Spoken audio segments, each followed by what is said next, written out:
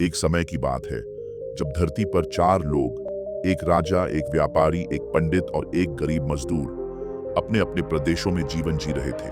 चारों के पास जीवन में अलग अलग परिस्थितियां थीं, लेकिन मौत ने उन्हें एक ही दिन, एक ही समय अपने साथ बुला लिया। यमदूत उनके प्राण लेकर यमलोक पहुंचे, जहां धर्मराज और चित्रगुप्त ने उनके कर्मों का लेखा जोखा करना था। धरती पर अपने अपने जीवन में किए गए कर्मों को लेकर चारों आत्माएं असमंजस में थीं। राजा को पूरा यकीन था कि उसे स्वर्ग में जगह मिलेगी, क्योंकि उसने अपने राज्य के लिए बहुत कुछ किया था। व्यापारी को विश्वास था कि उसने दान पुण्य करके स्वर्ग में अपनी जगह पक्की कर ली है।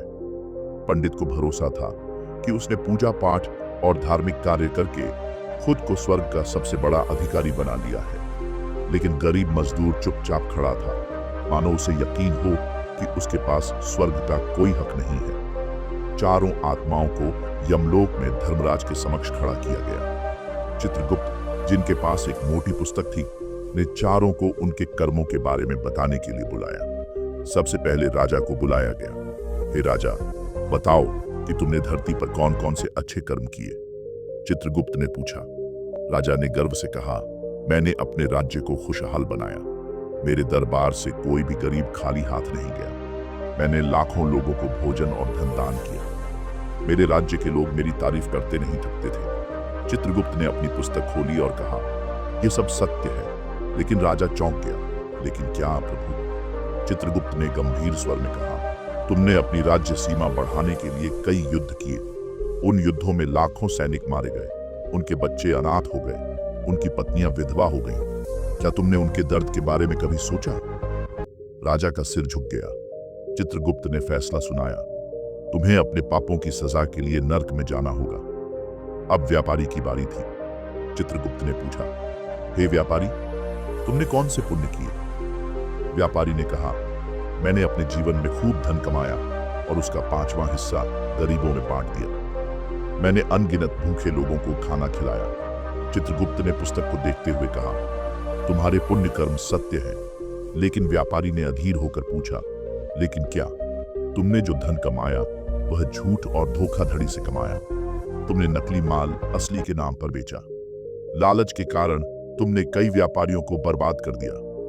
तुम्हारे ये कर्म पाप की श्रेणी में आते हैं, इसलिए तुम्हें भी नर्क में जाना होगा। इसके बाद पंडित को बुलाया गया। चित्रगुप्त ने पूछा, हे पंडित, तुमने कौन से अच्छे कार्य किए? पंडित ने गर्व से कहा, मैंने हजारों लोगों को ज्ञान दिया, उनके घरों में पूजा पाठ कराया। मैंने हजारों कन्याओं का विवाह संपन्न कराया। मैंने सारा जीवन ईश्वर की भक्ति में बिताया। चित्रगुप्त ने उसकी बात सुनकर कहा, यह सब सच है। लेकिन पंडित ने तुरंत कहा, लेकिन क्या? चित्रगुप्त ने कहा, तुमने अपने सारे कार्य स्वार्थ और धन के लोभ में किए। तुमने केवल वहां पूजा पाठ किया जहां तुम्हें मोटी दक्षिणा मिलती थी। तुम्हारा कोई भी कार्य निस्वार्थ भाव से नहीं था, इसलिए तुम भी स्वर्ग में जाने के अधिकारी नहीं हो।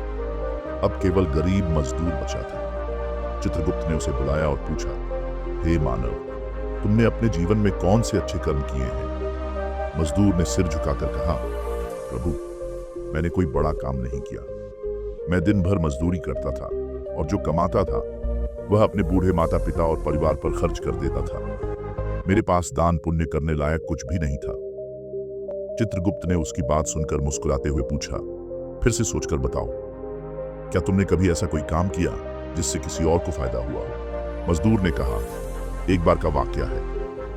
मैं काम से लौटकर थका हारा घर पहुंचा। जैसे ही मैं भोजन के लिए बैठा, मेरे घर के सामने एक घायल कुत्ता आ गया। वह बहुत भूखा और लाचार था। उसे देखकर मुझे दया आ गई। मैंने अपना खाना उस कुत्ते को खिला दिया, उसके घाव पर मरहम लगाया और कुछ दिनों तक उसकी देखभाल की। जब वह ठीक हो गया तो चला गया। बस यही मेरा सबसे अच्छा काम है। चित्रगुप्त ने उसकी बात सुनकर अपनी पुस्तक देखी और कहा, तुम्हारा यह छोटा सा कार्य निस्वार्थ और सच्चे दिल से किया गया। यही तुम्हारे स्वर्ग का टिकट है। धर्मराज ने फैसला सुनाया। राजा, व्यापारी और पंडित को उनके पापों के लिए कुत्ते की झुनी में भेज दिया गया। गरीब मजदूर को स्वर्ग में जगह दी गई। इस कथा से यह स्पष्ट होता है कि स्वर्ग और नर्क में जाने का निर्णय कर्मों की सच्चाई और निस्वार्थता पर निर्भर करता है।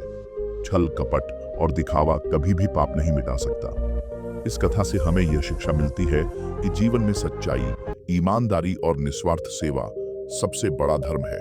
स्वर्ग उन्हीं को मिलता है जिनका हृदय पवित्र और कर्म निष्कपट होते हैं। जिन दोस्तों को ये कहानी अच्छी लगी हो वह वीडियो को लाइक, शेयर और चैनल को सब्सक्राइब कीजिए। आपका बहुत बहुत धन्यवाद।